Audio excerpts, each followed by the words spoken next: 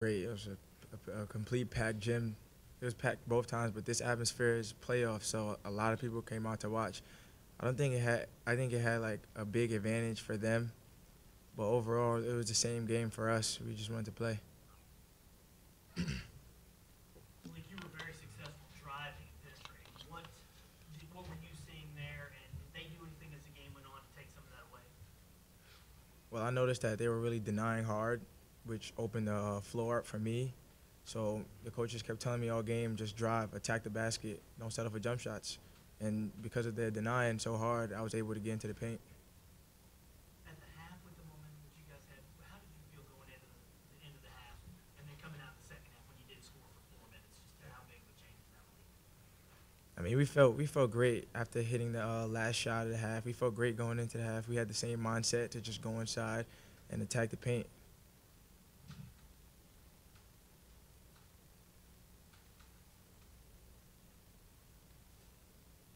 Obviously, this program has come a long way in the past couple of years. Rob, you touched on it a little bit. Earl, if you could both touch on that a little bit about where you guys were 4 years ago, and now the legacy that you and the senior class needs getting a couple tournament wins here. Um, it's definitely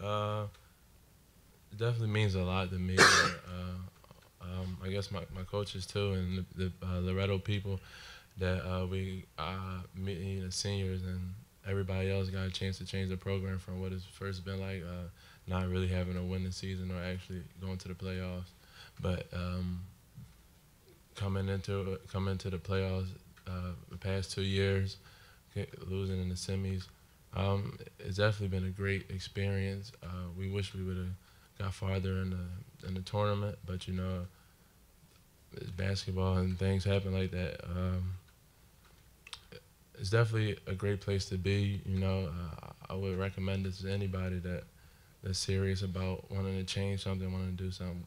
St. Francis is a place to be. Malik, you'll be back, so carrying this on, now the burden falls to you, Greg, and some others. So how do you guys sustain this? Just work hard. We're just gonna do the same thing we've been doing. Just working hard every day, practicing, and keeping it going. At the end of the day, this St. Francis team, what is it about them that made them the regular season champions and the seed? Talk a little bit about how tough they are to play against in terms of what they do. That's a great question. I think the biggest thing is their ability to defend and their depth. You know, this late in the year, they've got some guys that come off the bench and can give them good minutes and, you know, not necessarily score maybe, but just to give them some good minutes and they defend so well. They're physical.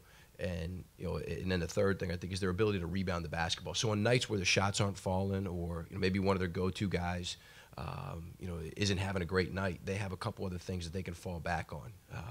They execute well. I think, you know, I can't remember the numbers, but I think they were one of the top offensive efficiency teams, you know, in the conference. Not playing at a fast pace, but, you know, they were able to execute throughout the course of an 18-game schedule at a pretty high level while being able to defend and throw a whole bunch of bodies at you. So, you know, this late in the year when you can do those things and play multiple guys and do some things maybe that are not as controllable in terms of execution or making shots, you know, the ability to rebound and defend, they're going to put themselves in a position to win pretty much every night, and they did that for 18 games. How much better is Jalen Cannon when you first saw him play? He's a fantastic player, and then obviously has had a great career here. You know, is a guy, you know, that started out as a guy around the basket, you know, and a lot like the guy to my left here that has been able to expand his game to be a multi-dimensional guy. You know, a guy that can step out and shoot it, a guy that can rebound, a guy that can score around the basket. So, you know, certainly had a great career, and obviously with him and Jones, a great 1-2 punch going into the championship game. Rob, you had a good run with Darshawn and Osborne. Terrific players. When they left, it went downhill. You've had terrific players now. What do you have to do now? You lose your heart and soul guy. Where is this program going forward to sustain this instead of maybe what we saw after Darshawn? That's a great point, Corey. You know, that's what we talk about as a staff every day. You know, kind of setting a standard. You know, certainly the seniors have been able to set that standard, and it starts with obviously recruiting quality individuals, you know, quality basketball players, and people that embody everything that St. Francis is about. You know, we've got a good core coming back. You know, starting with the guy to my right, and obviously the seniors next year with Ronnie, Ben and Greg have all had success in the St. Francis uniform, so we'll rely on that class a lot.